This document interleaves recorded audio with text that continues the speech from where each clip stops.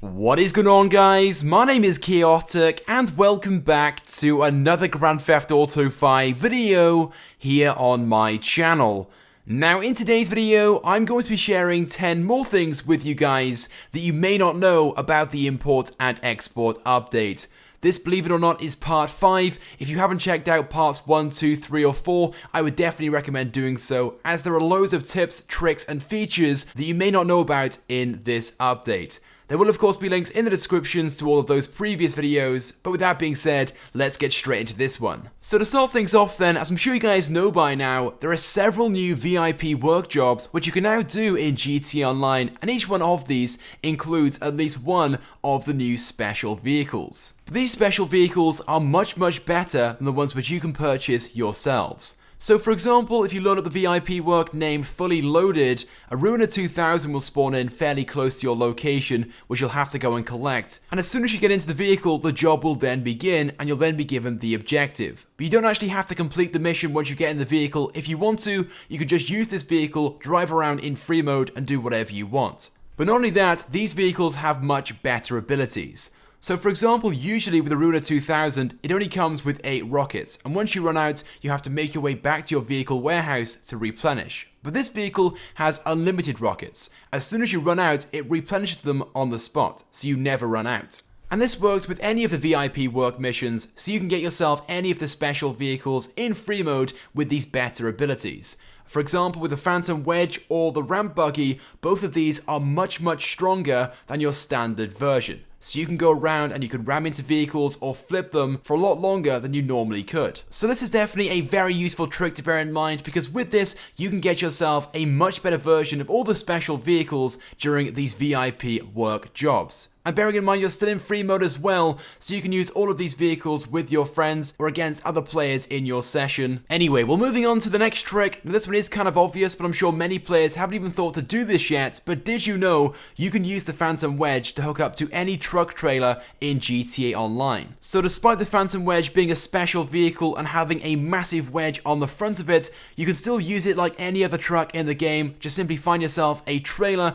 and you can hook it up to you. And this is especially a very good trick for the VIP work haulage, where the main objective is to locate a truck, hook it up to a trailer, and deliver it to a certain location. Using the Phantom Wedge will make that VIP work much easier. Now, over the past few days, there has been a rumor going around the community that you can make the ramp buggy last longer and you can use it to flip more vehicles if you only use it on smaller cars. But I can confirm this rumor is not correct, and no matter how big the car is, it will cause the exact same amount of damage on the vehicle, whether it be a compact or a huge truck. Which, don't get me wrong, is kind of weird and doesn't really make much sense, but it doesn't make any difference whatsoever whether you try to flip small cars or bigger vehicles, as it will flip the exact same number either way.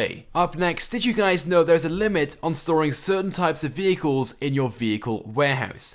There are currently 3 categories, these being standard, mid-range, and high-end, but you can only store so many of each category. I'm not exactly 100% sure on what the limit is, but it's something like 20, and once you have 20 vehicles from one particular category, so for example high-end, no matter how many times you go to source a vehicle, you'll never be given another one from that category until you sell one of the ones in your vehicle warehouse. But moving on to a very useful tip or trick, which is definitely worth using if you're someone who wants to try and steal vehicles from someone else who is stealing vehicles or trying to sell them. So basically what you want to do is go into passive mode when getting into these vehicles. The reason being is that once you're in this vehicle, it is no longer accessible by the other person, and of course there's no way they can blow it up because your character is not solid. So as you guys can see in the video, I brought the car out of my vehicle warehouse to go and sell, but my friend, who's currently in passive mode and is not in my organization, got into the car, and upon doing so, because it's in passive mode, that vehicle is no longer accessible by me and there's no way I can physically destroy it. So what this person can now do is take this vehicle back to their warehouse and store it inside without having to worry about other players online trying to take the vehicle from them. But there are a few things which you have to bear in mind with this. It's first of all going to be very difficult to steal the vehicle if you're in passive mode because you don't have access to your weapons. So what you want to do is make sure first of all you kill the person who's in the vehicle that you want, then go into passive mode, and then get into the vehicle. Then when you take the vehicle back to your warehouse, you won't be able to go inside because you're still in passive mode and you're not a CEO. So what you want to do is disable passive mode, become a CEO, and then take the vehicle inside your warehouse. This may sound difficult at first, but it really isn't, and through doing this, you can easily steal other people's vehicles and take them back to your warehouse. Now finally, with the import and export update, all bikes in GTA Online are now insurable. So for some reason when you take it out of your garage it gets destroyed, what you can do is call up Morse Mutual and insure it. So instead of completely losing your bike, you can now call up Morse Mutual and pay to get it insured, and it only costs $10, making this the cheapest vehicle in GTA Online to insure. Now in case you didn't know, you can attach any of the new special vehicles to a cargo bob and be flown around if you have a friend. Now with most of the special vehicles though, you cannot use the abilities, so for example with the Coil Voltic, you won't be able to boost forwards, but with vehicles like the Ruiner 2000, you can still use the machine guns and rockets, which I think is pretty cool, and certainly a very nice feature. So as long as you have a friend to operate the cargo bob for you and fly you around, you can stay in the Ruiner 2000 and operate the guns and the rockets on this. And of course with this you can take out helicopters or people on the ground.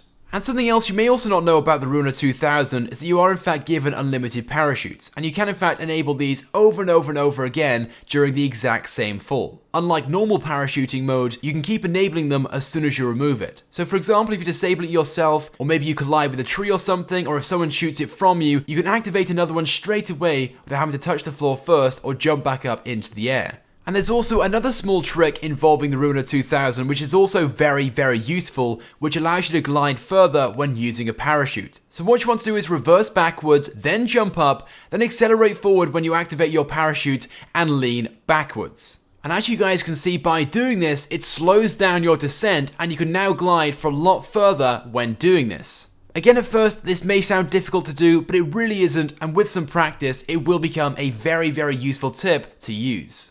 But moving on to the 10th and final thing that you may not know in this video, that being that you can in fact add armor and change the wheels on the ramp buggy.